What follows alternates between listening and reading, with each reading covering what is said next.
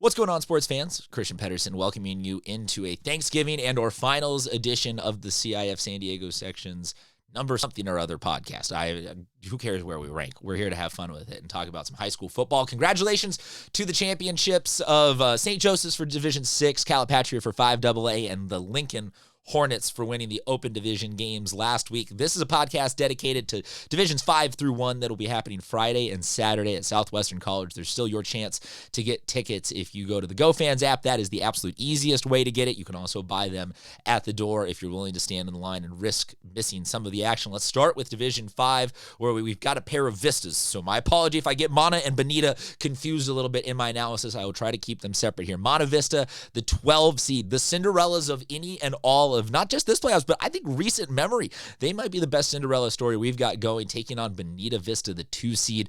The story on the Monta Vista side, like I said, is Cinderella, but it's also tons and tons of offense, 35 plus every single game in the playoffs to get here. Alexander Villanueva is he's not just their primary, he is their weapon. He is their offense. He's averaging over 200 a game on the ground all season long. And I know you can't do flashbacks or comparisons for a high school team for too many years separated without sound. Back in my day, kids. But look, the last time we saw Monta Vista in a finals game with a signature running back was Jamon McClendon, and that one ended with about 1 billion points for the Monarchs and McClendon for 7 touchdowns and could not be stopped. So you got to ask yourself, are we going to see somewhat of not going to say a repeat of that, but is this going to be a huge night for Villanueva on the ground, or is Bonita Vista going to focus all 11 on him and then open up something else for Monta Vista to score big points? Hamamoto is a seasoned coach, and he knows how to get things done and adjust in big games like this. So, look, I think that at the very least, I'm not going to do predictions here, but at the very least, this is going to be a high-scoring game because I see no way in which the Bonita Vista defense entirely can shut down this Monta Vista offense. On the Bonita Vista side, not quite the high-scoring affair to get here, but they scored pretty well, getting past Santana and Crawford in the quarters and semifinals. For them, statistically speaking, it's a little bit more spread out of an offense. Kenneth Jordan is their leading running back, but they've got a couple of different wide receivers in Hayden McMacken, my apologies, but can't have McMacken and Bonitas and Vistas, but Nathan Lindquist, Trayvon Davis, look, they've got a couple of guys that will be spreading the ball out. It's going to have to be, though, either the Bonita defense steps up with Alexander Yepes and company making huge plays to slow this one way down, and then their offense goes time of possession, or this is just going to turn into Bonita Vista trying to find the best chance that they can to make this one an all-out shootout. But historically, throughout this postseason, I like to favor offenses, so I think that this one's going to be a high-scoring game. On to Division 4, we've got Westview and El Capitan. Westview, the 5 seed. El Cap, another 2 seed, making it through the playoffs. Everyone's going to have different opinions on how this playoff system worked out, and I'm going to wait until after the postseason entirely to pass judgment on it, but something about the 2 seeds is making it through to finals games. Look, Westview, a lot closer in the semifinals. El Cap, a lot closer to what I was saying with Monta Vista. Westview gets a 19-14 gritty sort of win, had to make some huge defensive plays over Montgomery in the semifinals. El Cap put up a ton of offense with a 35-14 win and a 44-13 win in both of their quarter and semifinals. So somewhat of what I was talking about in that previous D5 game, where I like, if you're an offensive team and you can keep bringing offense into that entire playoff run, it seems like you're cooking with something good. For El Cap, look, we've talked a lot about Brant Barker throughout the last couple years. He's got 24 touchdowns on the season coming into this championship game. Can he make 30? I'm not saying 30 in the championship game, but can he get 6 TDs to make that elusive 30 mark? I don't know if it's going to be quite that big of a night for him, but you got to think that all eyes are going to be on him and what his right arm can deliver for the Vaqueros. He's got Brady Jorlamon, Michael Valencia, and Aiden Banagas as their primary receivers. our primary rushers to kind of support it and set it up. Like, he's got a lot of guys. He's got a lot of weapons. He knows how to spread the ball out. And the question is going to be, on the flip side of that, can the Westview defense come up with a couple of big plays? If you look, they've got Mateo Brezenden. He's got 21.5 sacks this season. So they've got a guy that Westview's got a guy that can get into that backfield and disrupt and throw things off. But it's going to be, how well can they scheme? Is Brant going to be doing any deep routes, or are they just going to make this all short underneath routes and not even give Westview's defense a chance to get into the back? But looking just down, also got to give Patrick Peak and Ricky Pereira 5 and 3 sacks respectively. So this Westview defense, 30-plus sacks cumulatively. You got to think that this front seven is going to be full tilt coming into this backfield as hard as they can all game long to try and disrupt the LCAP passing offense. I like this one to be another high-scoring game. So the D4 and 5 should both be these are all going to be very entertaining games. I apologize if I overuse that throughout the podcast. But look, I think that specifically the 4 and 5 games, there's going to be a ton of scoring.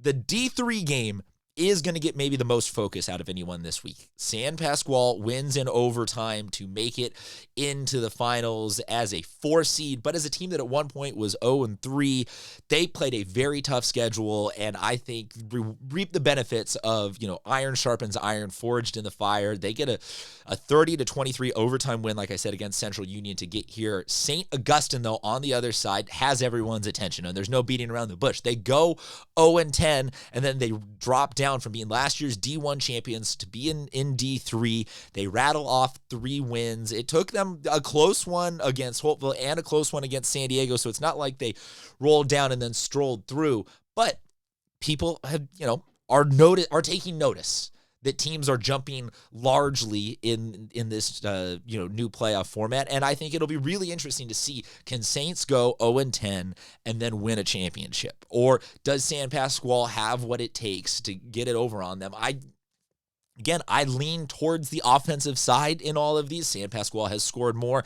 than Saints has, not only in the postseason but in the regular season. Robert Renteria is one of the premier vertical passing quarterbacks, and San Pasqual has embraced that. A historically run-heavy offense has become more about passing the ball, much to Andrew Clark's benefit as one of our show favorite offensive coordinators. We love to see him get to flex his creativity a little bit more.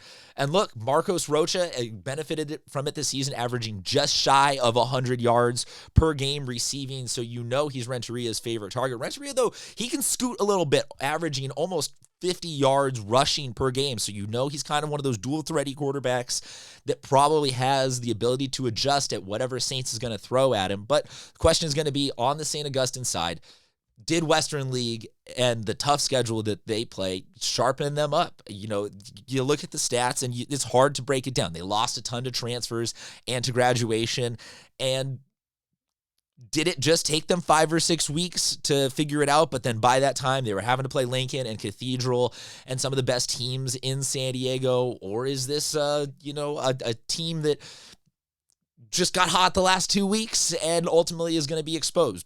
That's what we're going to figure out come this weekend in the championship game. On to Division II, we've got Poway and Mater Dei Catholic. This one, to me, is really interesting because going into the semifinals, I think all focus was on University City and Mater Dei Catholic being in this finals, or University City maybe even in Helix.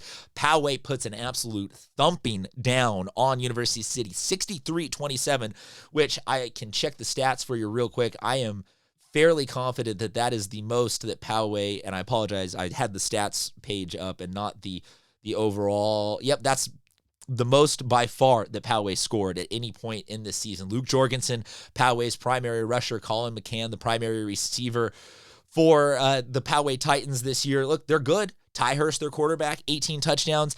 They know how to move the ball. If they can duplicate anything close to that kind of an offensive success, and there was some defensive and special teams help setting up other touchdowns there, but if that kind of offense can roll, this game could be the most interesting or entertaining of all of them. Because on the other side, Mater Dei Catholic, they had to get a gritty win against Helix Charter, but since the transfers and academic eligibility kids came in. Mater Dei has been absolutely on fire to close out this season. Gael Aguilar has been averaging 50-plus rushing a game. Isaiah Cook has been averaging 80 reception yards a game.